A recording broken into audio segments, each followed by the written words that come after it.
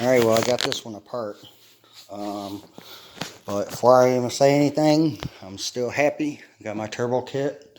I traded the other blaster that I fully rebuilt the engine in.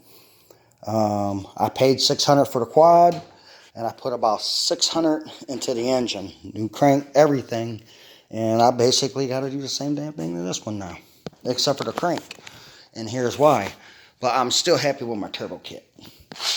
But I think I paid $800 for this quad. It was supposed to, only thing it was supposed to need is it wasn't getting spark. The guy said that the Tors or something was messed up on it. But lo and behold, I get it home, and the Tors box goes right here. Well, it's gone. So it wasn't a Tors delete problem. I ended up changing the spark plug, and it freaking fired right up. And now I know what happened. Now I know what fucked this plug up.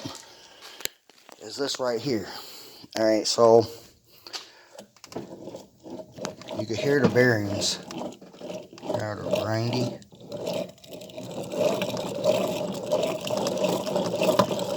That's what I was hearing when I was kicking it over. That grinding right there. But look at this shit. I gotta do piston too. Looking at this cylinder's nice. Can't believe it. Cylinder's nice like it is. Like it really is. This thing's got no scarring on it at all. But look at the piston. I can't believe this shit. And I'll show you what happened in a minute with this piston. Look at this. You can see where apart. I'll tell you. The wrist pin came apart on it. See how hot that got? Especially right here on this end. I had to beat the shit out of this thing, this wrist pin, to get it freaking off of here so I can get it out of there. And look at, there goes all the damn, look, I'll show you here. Look at, there goes all the wrist pin bearings and everything right there. Well, that's the head bolts, but yeah, that's the retainers for the bearing. Like, it freaking came apart, man. Like, as soon as I pulled this, the wrist pin out, the damn wrist pin bearing just fucking fell apart. So yeah, obviously a piece of that fell off. I'm not sure what part, probably a little piece of this. See, there's a little chunk right there, a little metal piece. See, and that's the kind of shit right there. Yep, see that? That little bitty ass piece right there. See, that's off of this. And what happens is that little tiny ass piece right here, alright, when it comes apart, it gets jammed between the piston and the cylinder, and that's what does that shit.